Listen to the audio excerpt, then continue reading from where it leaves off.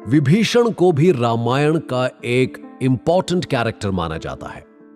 वो रावण के भाई थे और रावण और राम के बीच जो युद्ध हुआ था उसमें विभीषण ने राम की बहुत सहायता की थी। लंका की हर महत्वपूर्ण जानकारी और रावण की कमजोरी से उन्होंने राम को परिचित करवाया था और इस बात से श्री राम अति प्रसन्न थे। वो विभीषण को अपना सबसे अच्छा मित्र मानते थे। इतनी कहानी तो हम में से हर कोई जानता है और आप ये भी जानते होंगे कि युद्ध में श्री राम के हाथों रावण के मारे जाने के बाद श्री राम ने विभीषण को लंका का राजा बनाया था। विभीषण लंका का राजकाज देख रहे थे, परंतु उन्हें राम के दर्शन की आदत हो गई थी। जब भी उन्हें अवसर मिलता वो लंका से तुरंत अयोध्या भाग जाते और श्री राम के दर्शन किया करते। पर अब राम इस दुनिया को छोड़कर जाने लगे थे। विभीषण को जब ये बात पता चली तो हनुमान की भांति वो भी बहुत दुखी हुए और उन्होंने श्री राम से कहा कि ऐसे मैं तो जीवित ना रह पाऊंगा, मुझे भी आप अपने साथ ले चलिए। तब श्री राम ने कहा, नहीं, आपके जाने का समय अभी नहीं आया है। जैसे रावण और मेरे युद्ध में आपने मेरी सहायता की थी, वैसे ही कलयुग के अंत में एक बहुत भीषण युद्ध होगा जिसमें धर्म और अधर्म की एक बार फिर लड़ाई होगी और उस समय अधर्म को हराने के लिए आपको एक बार फिर मेरे ही एक अवतार का साथ देना होगा।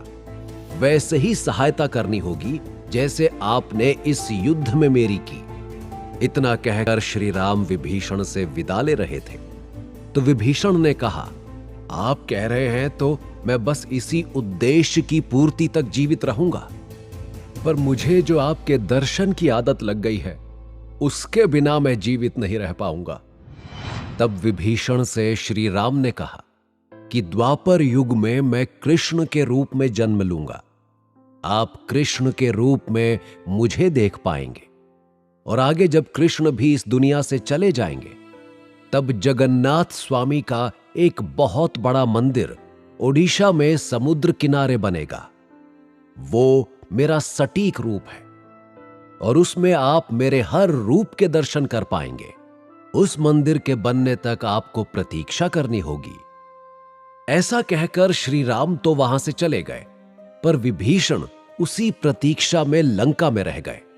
महाभारत का युद्ध जब हो रहा था तो माना जाता है कि श्री कृष्ण के दर्शन करने और युद्ध को देखने विभीषण कई बार आए।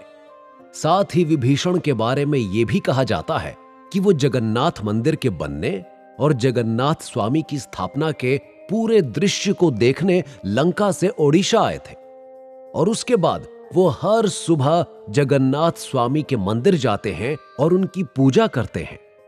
माना जाता है कि जगन्नाथपुरी में सबसे पहली पूजा विभीषण के द्वारा ही होती है और ये परंपरा आज तक बनी हुई है। मंदिर के पुजारी का भी मानना है कि आज भी विभीषण मंदिर के द्वार खुलने से पहले वहां उपस्थित होकर पूजा करते हैं। ये हुई वरदान की कहानी, लेकिन इसके विपरीत एक और कहानी है जो रामायण और कुछ प्राचीन धर्म ग्रंथों में पढ़ी जा सकती है।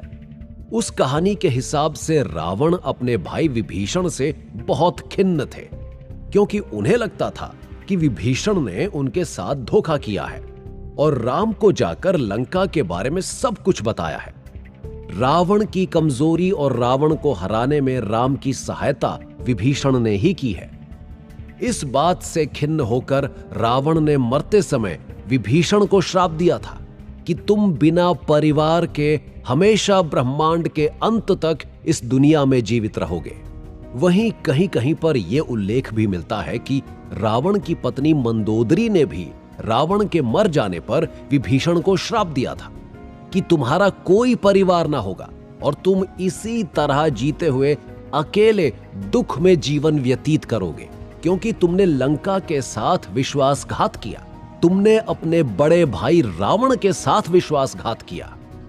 कहानियां अलग अलग हैं, परंतु विभीषण के जीने का उद्देश्य एक है और वो कलयुग के अंत तक कल्कि की प्रतीक्षा है और उसी प्रतीक्षा में विभीषण आज भी रुके हुए हैं। साथ ही विभीषण के जीने का दूसरा उद्देश्य है विष्णु के सबसे अंतिम अवतार यानी कल्कि का दर्शन। विभीषण चिरंजीवी क्यों है, यह तो हमने जान लिया।